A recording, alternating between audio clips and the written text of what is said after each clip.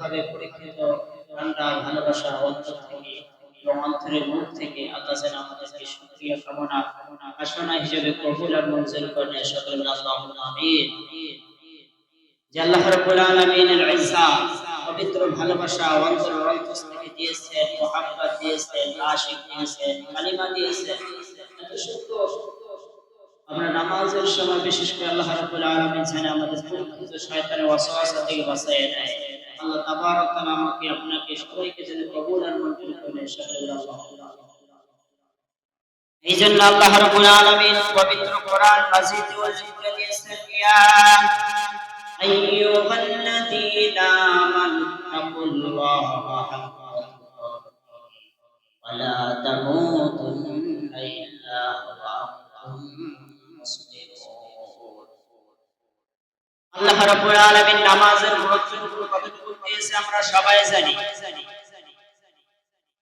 আপনি আমি যে নামাজের সময় ফজরের আযান হয়ে যায়, নামাজের সময় এই জন্য আল্লাহ রাব্বুল আলামিন জানিয়ে দেন ফজরের নামাজের সময় একটা গুরুত্বপূর্ণ একটা নামাজ এসে যায়।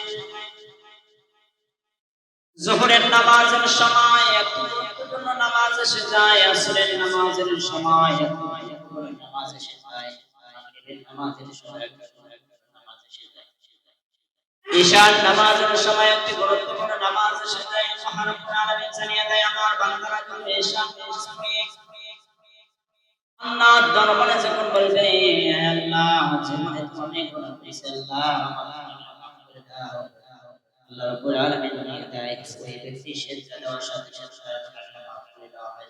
সুবহানাল্লাহ। এই জন্য আল্লাহ রাব্বুল আলামিন আরাগায় জানিয়ে দেয় আত-তাইবুনাল হামিদুনাস সাইহুনার রাকিউন।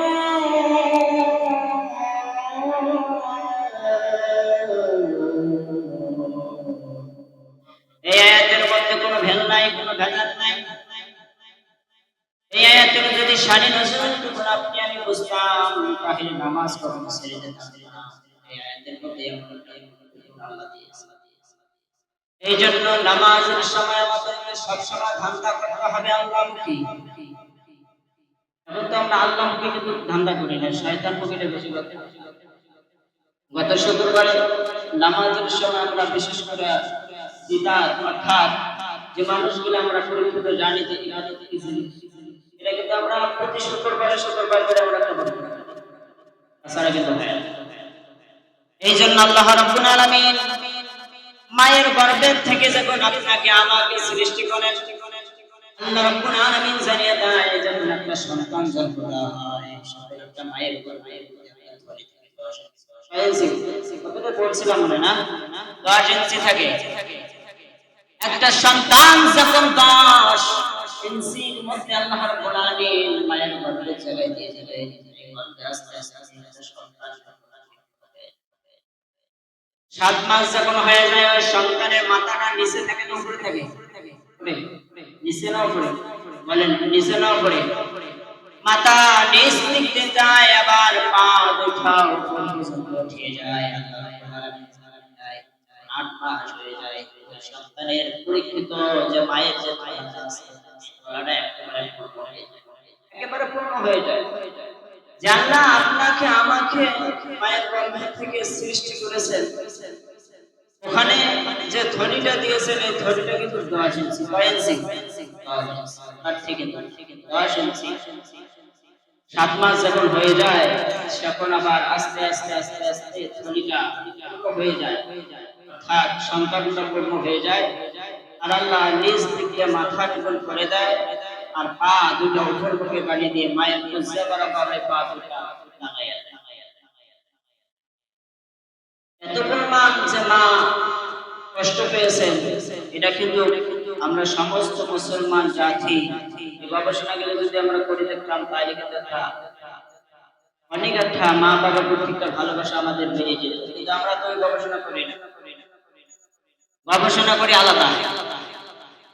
আপনি আপনার গবেষণা করেন কিন্তু ধারণা কিন্তু পাল্টে ফেলান।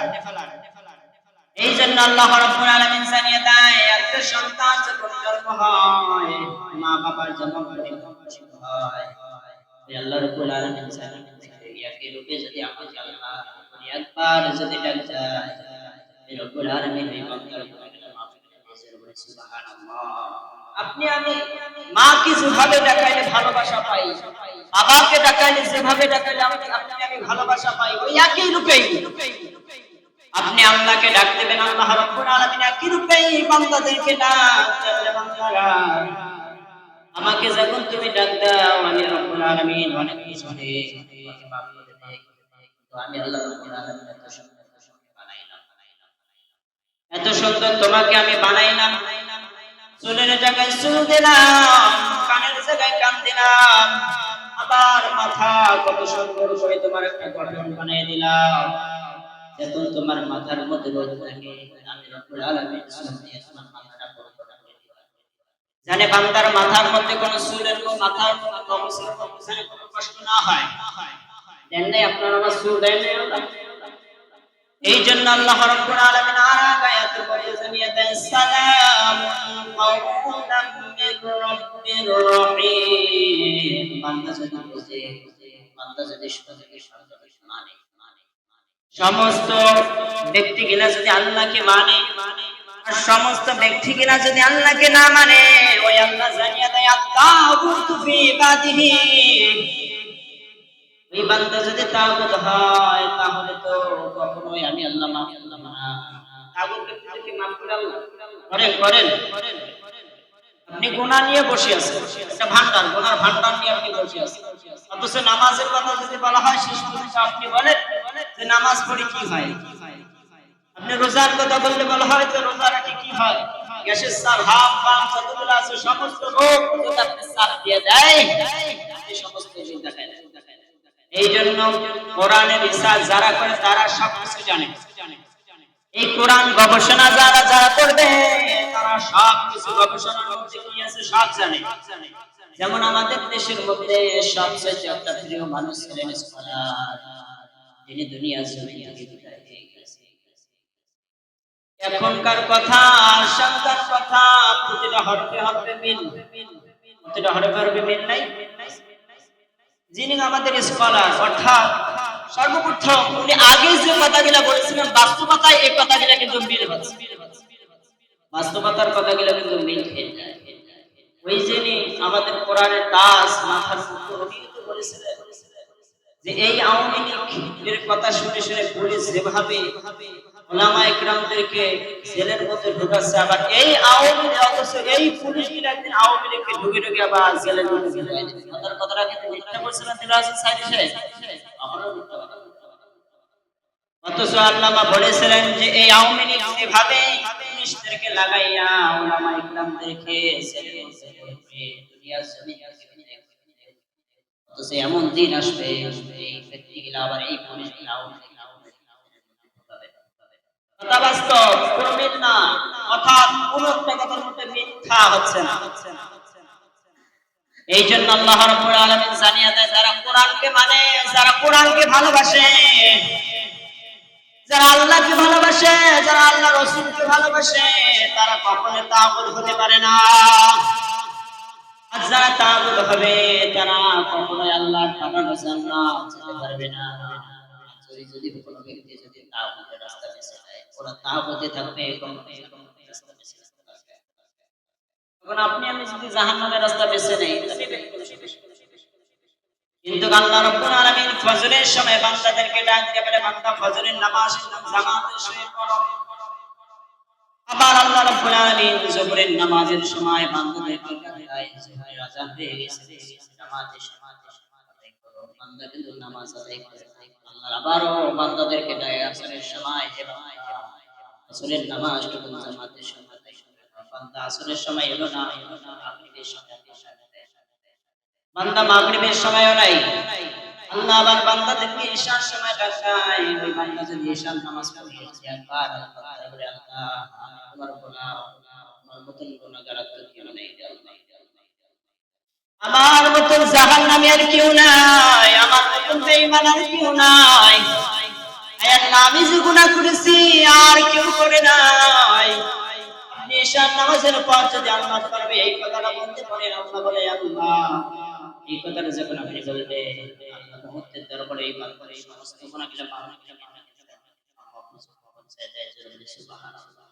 এখন আপনি ভাবেন আপনার ইখতিয়ার, আপনি নামাজ পড়লেই যখন যতটুকু পর্যন্ত আপনি নামাজের কথা বলা হয় আপনি এই পরিমাণ বলেন, আর যখন আপনার যাকাতের কথা বলা হয় আবার অন্য মাসালা দেন দেন কোনো সমস্যা, কিন্তু আপনি একটা নির্ধারিত টাইম বেছে নেন, নির্ধারিত একটা বেছে নেন। এই জন্য আল্লাহ রাব্বুল আলামিন আপনাকে আমাকে এত পরিমাণ একটা শাস্তি দিচ্ছেন, আপনি আমি তো বুঝতেছি এত বড় আমাদের পেছনে যে লাগছে ধোঁকাবাজ সাদাবাজ অন্যায়কারীরা ছিল। আপনারা তো সবাই চোখের ভিতরে দেখতেছেন, চোখের সামনে দেখতেছেন, যদি সাদাবাজ সাদা যদি সঠিক মতো না হয় কিভাবে নির্যাতন করা লাগে এটা ভালো করে কিন্তু তাদের একটা কল্পনা আছে, কিভাবে তাদেরকে বিচ্যুতি করা যায়, দুনিয়ার জমিন থেকে বিদায় করে দিচ্ছে আমরা সবাই জানতেছি। আমারও যে আমরা যে বড় বড় উলামায়ে কিরাম এই 14 শিখের ভেতরের মধ্যে ঢুকুক এটাকে আমরা চাই চাই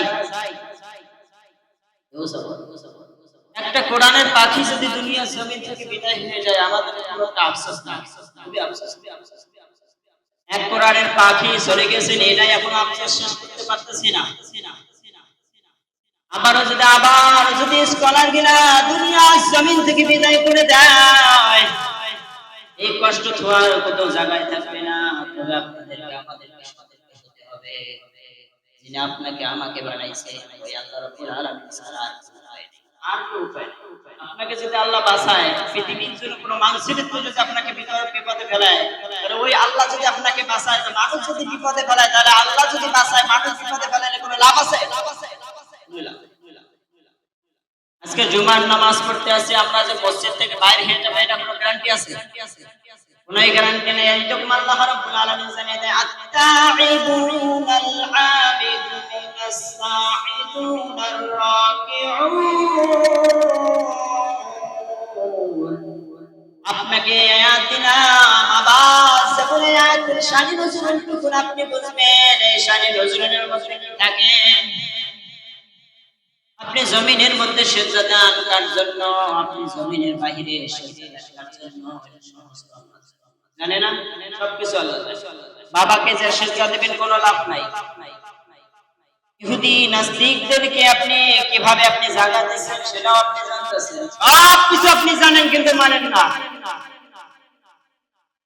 আমি যদি একটা হুজুর মানুষ হয়ে যদি একটা উলামা ইকরামের বিরুদ্ধে কথা বলি তাহলে আর একটু উলামা ইকরাম আমাকে কি ভালো চোখে তাকাবে? এই জন্য আপনাকে আমাকে ভালো করে দেখতে হবে, বুঝতে হবে, শুনতে হবে। মানবতা কি জিনিস চায়, ইসলাম কি জিনিস চায়, স্বাধীনতা কি জিনিস চায়। এখনো যদি আপনি ঘুমান, এখনো যদি আপনি বোঝেন না, তাহলে আপনাকে আমাকে পুরো পর্যায়ে পরীক্ষা দিতে হবে। পয়গম্বর মুসা আলাইহিস সালাতু ওয়াস সালাম কিভাবে পরীক্ষা দিয়েছিলেন, ইয়াহইয়া আলাইহিস সালাতু ওয়াস সালাম কিভাবে পরীক্ষা দিয়েছিলেন, ইব্রাহিম আলাইহিস সালাতু ওয়াস সালাম কিভাবে পরীক্ষা দিয়েছিলেন। এইজন্য আপনার প্রতিটা মানুষ কিন্তু একটা মানুষও যদি মুসা আলাইহিস সালাতু ওয়াস সালামের ইতিহাস তাহলে প্রতিটা মানুষের পাতায় পাতায় আমাদের মুসা আলাইহিস সালাতু ওয়াস সালাম বুঝতাম। যখন আমরা বুঝি কি অপরাধ ছিল আপনার আমার, কি অপরাধ ছিল আপনার আমার, কি অপরাধ ছিল আপনার আমার। আপনি একজনকে দুনিয়ার জমিন থেকে বিদায় করে এখন আমরা হাজার হাজার উলামা ইকরাম আফসোসের দিকে পড়ে যাই। এই জন্য আল্লাহ রাব্বুল আলামিন জানিয়ে দেয় যারা কোরআনকে ভালোবাসে, যারা আল্লাহকে ভালোবাসে, তারা কখনো মরে না তাদের শহীদি জান্নাত আল্লাহ রাব্বুল আলামিন তাদের সুবহানাল্লাহ। এতটুকু পর্যন্ত আপনি ভাবেন তো দেখি, আপনি যদি নামাজ না পড়েন আপনার লস না আমার লস? কথা বলেন, আপনার লস না আমার লস? আমার লস। আপনি যে সবাই কথা বলেন তো দেখি, আপনারা যদি নামাজ না পড়েন তাহলে আপনার লস না আমার লস? সবারই লস। আপনি যদি এখনো যদি ইসলামটা যদি না বোঝেন তাহলে আপনার লস না আমার লস? এখন আপনি ইসলাম কি জিনিস এটাই বুঝতেছেন? ষড়যন্ত্রের ভেতরে তো আমরা সবাই মুখ্য হয়ে আছি, ষড়যন্ত্রের ভেতরে আমরা এখনো ডুবে পড়ে আছি, বুঝতেছি। অথচ আমাদের যদি স্কলাররা যদি বড় বড় স্কলার গুলো যখন কথা বলে ওটা নিয়ে আমরা ব্যঙ্গ করিয়ে এখন বর্তমানে চলেছি, অর্থাৎ বর্তমান যে একটি দল আছে এই দলের নেতা পর্যন্ত বলেছিলেন যে স্বাধীনতা অর্থাৎ আমাদের যে কোরআনের রাজনীতির সাথে যে একটা আমাদের সম্পর্ক, এই সম্পর্কটা আমাদের নাই। কত বড় একটা বেয়াদব, আপনি তার উপর সাপোর্ট করেন। ওই দল যদি আপনাকে বলে যে রাজনীতির সাথে আমাদের কোনো সম্পর্ক নাই, কোরআনের রাজনীতির সাথে আমাদের কোনো সম্পর্ক নাই, তাদেরকে যদি আমরা লাঠি মারিয়ে যদি এখনো যদি আমরা মুসলমান না বলি তাহলে তো আমরা তাগুতের রাস্তায় থাকি। আপনাদের চোখের সামনে বলতেছেন, এখনো বলতেছেন যে আমাদের ইলেকশনটা হয়ে গেল, তারপরে যে রাজাকারের জন্য কি করা লাগে এটা ভালো করে আমরা জানি। এখনো তো দল আপনার ক্ষমতায় বসে নাই, তারপরে বলতেছে যে এখনই নির্বাচনটা হয়ে গেল, রাজাকারদেরকে কিভাবে সাইজ করা লাগে এটা আমাদের ভালো করে জানি। এখনো আপনারা সতর্ক হন, এখনো আপনারা ক্ষমতা পান নাই, তারপরে এই কথা বলতেছেন। কিন্তু আপনি আমি যদি এই পর্যায়ে থাকি তাহলে আপনি আমার কি হবে, বিপদ হবে। কল্পনা করছেন? আপনার চোখের সামনে একটা মেয়েকে ধর্ষণ করতেছে, আপনার চোখের সামনে একটা মা বোনদেরকে ধর্ষণ করতেছে, আপনি এটাও ভাবেন না? এটাও তো আপনার কল্পনা করতে হবে। এই জন্য আল্লাহ রাব্বুল আলামিন জানিয়ে দেয় ইন্নাদ দীনু ইনদাল্লাহিল ইসলাম, আপনার দ্বীন ইসলাম কি জেনে, দ্বীন মানবতা কি জেনে, সেটা আপনাকে ভাবতে হবে। আচ্ছা বলেন তো, যে আমরা যে এখানে লোকগুলো আছি সবাই এক নবীর উম্মত না বিভিন্ন নবীর উম্মত আছি? কথা বলেন, সবাই এক নবীর উম্মত? আওয়াজ দিয়ে বলেন, সবাই এক নবীর উম্মত? সবাই যদি এক নবীর উম্মত হয়ে থাকে, ইন্নাদ দীনু ইনদাল্লাহিল ইসলাম, এই আয়াতটা মনে হয় আলাদা আলাদা আছে, আলাদা আলাদা আছে। এই আয়াতটা কোনো তো ভিত্তিতে, অর্থাৎ এই আয়াতটা কাউকে উল্টাইতে পারবে না। মানে ইন্নাদ দীনু ইনদাল্লাহিল ইসলাম, ইসলামের ভিতরে যা আছে তাই তো আপনাকে মানতে হবে, তার বাহিরে তো মানা যাবে না। যাবে? যাবে না। ইন্নাদ দীনু ইনদাল্লাহিল ইসলাম,